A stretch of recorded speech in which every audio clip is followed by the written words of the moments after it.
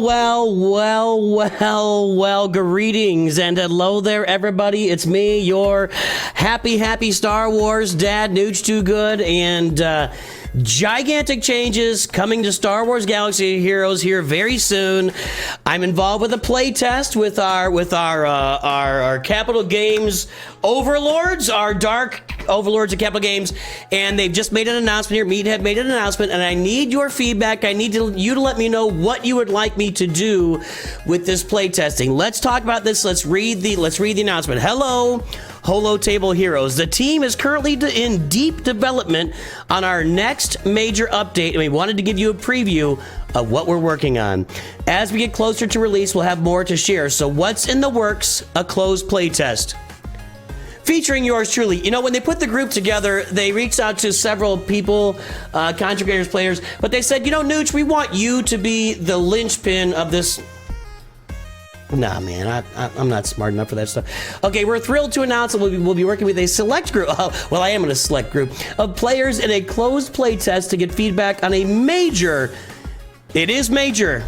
upcoming feature. While they won't be able to stream or record video, many assets are still placeholders. Yeah, so there'll be no video on this. It's a closed playtest, okay? They will be able to openly discuss what they're testing, share their thoughts with you, and talk about the feedback they're giving the team. The feature they'll be testing revolves around power differentials and relic amplifier levels. We are internally referring to this as the Relic Delta, but that is a working title that will not be the same of the system. That will not be the name of the system upon release. Can I join the closed playtest? As of right now, we're keeping it to an already selected small group, but if we get to the point where we want to open it up to more people, we'll make sure folks are aware of those opportunities. What is Relic Delta? In short, it will be a non-linear way for relics to scale based on the matchup. For example, how does a Relic 5 match up against a Relic 9 team?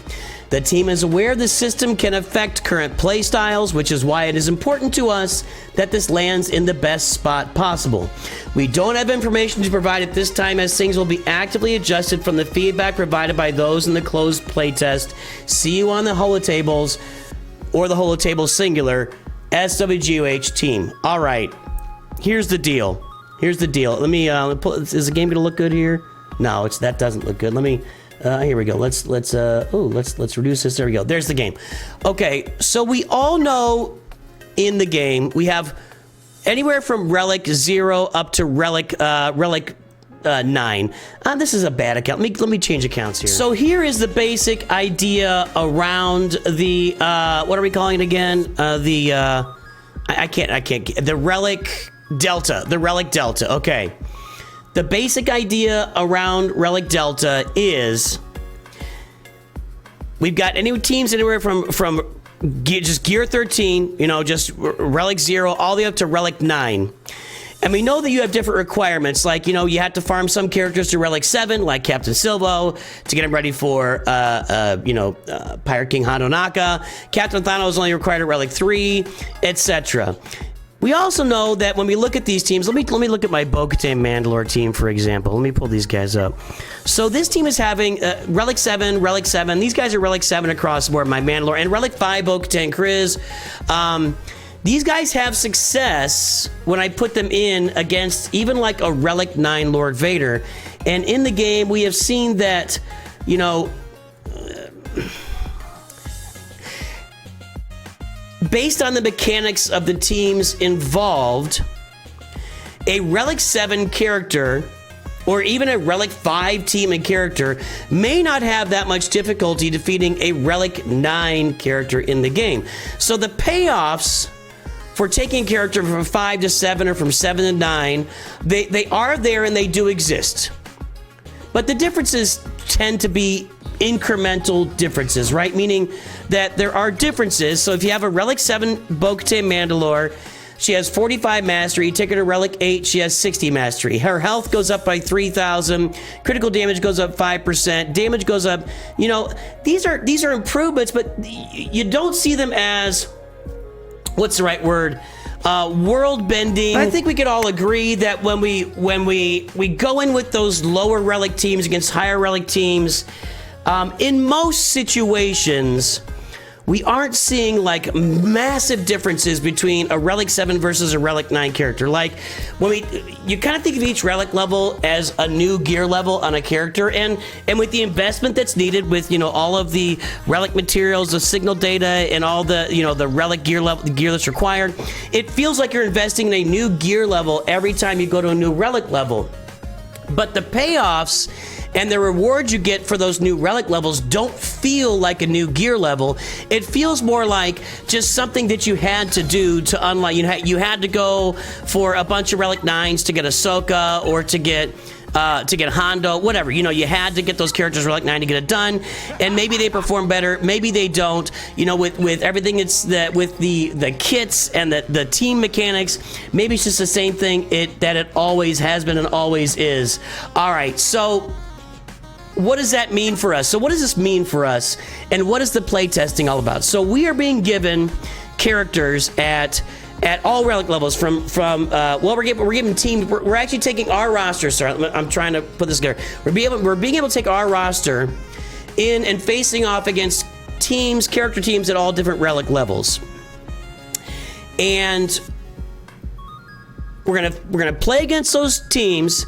And the higher your Relic level is, the higher percentage of offense bonus your character will get. Okay, and that's the only thing that's going to be impacted at this time.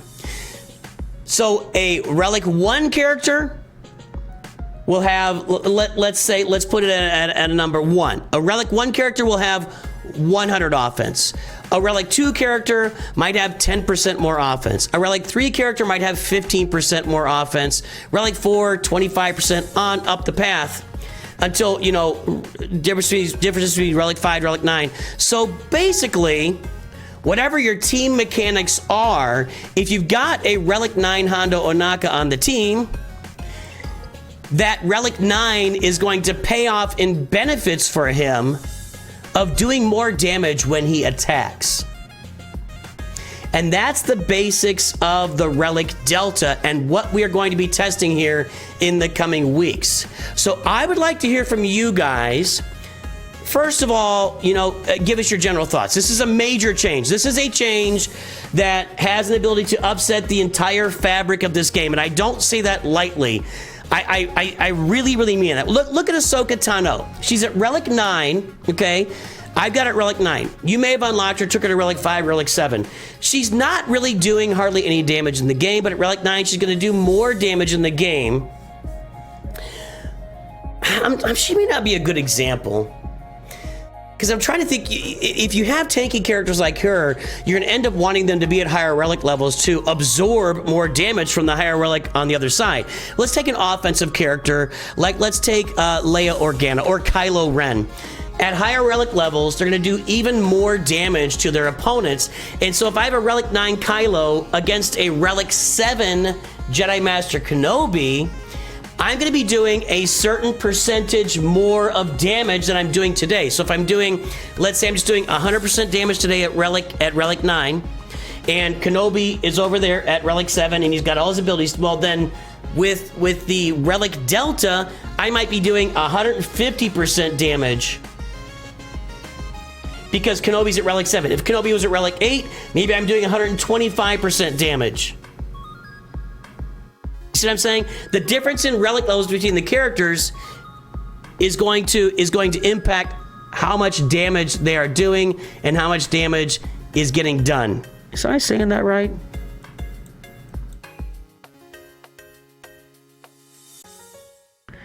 I may not be saying that right. No, I think that's right. I think that's right. This is still fairly new on us. We're absorbing it, and regardless, here's the deal. The higher your Relic levels, the more damage your characters do. That's the gist of it. That's the gist of it. And it is meant to reward the higher Relic levels and actually make them stand out a little more. Because today, those characters, again, like I said earlier, may not necessarily stand out even with higher Relic levels on them, based on the mechanics of the team. They still work within the mechanics of the team. They've got some extra stats, but they're not really performing at high levels that you might expect for adding an entire another gear level or the max gear level in the game. That's what's going to be going on with the playtesting. I want to hear from you guys. I know you're going to have some thoughts. Trust me, I know some thoughts already. I've already had them, like, what are we doing here? You know, Relic 9 is not available to everybody. Is this really going to punish players that can only afford to take characters to Relic 7 and mostly across the board? Is this going to be, is it going to throw the balance of our counters completely off? Is it going to make mods completely useless? What's it going to do in conjunction with datacrons? There are a lot of questions that we're going to they'll have to be answered over time. But I can tell you that based on our conversations with the devs, this is coming. This is coming to the game. Whatever final form it takes, a lot of that will be based on how our testing goes, what we're looking at. So if you think that there's something that I should be considering while I'm doing this play testing, please drop it in the comments below, because I want to take your thoughts and your ideas and apply them to my play testing so I can give the feedback to Capital Games for how they can launch and make this work. And I'm not the only one, obviously. There's many players doing this, or many, whatever. So let's hear from you guys, both about the changes. Let's not freak out yet, okay? Let's not freak out. Change always brings a freak out. I fully understand the idea that we want our highest Relic characters to perform better than our lowest Relic characters, even outside of the mechanics of the team, right? I fully understand that. You may not like it. It's definitely a change. It's definitely a major change in the game. Major. Definitely a major change. We're going to have to take some adjustment. How do you want me to test this? What do you want me to look for? How do you want me to think about it? What should I be doing as I'm play testing this? Let me know in the comments, everybody. Have a good day. I'll look forward to hearing from you right now, and I'll see you very soon. And always remember, Nooch too good.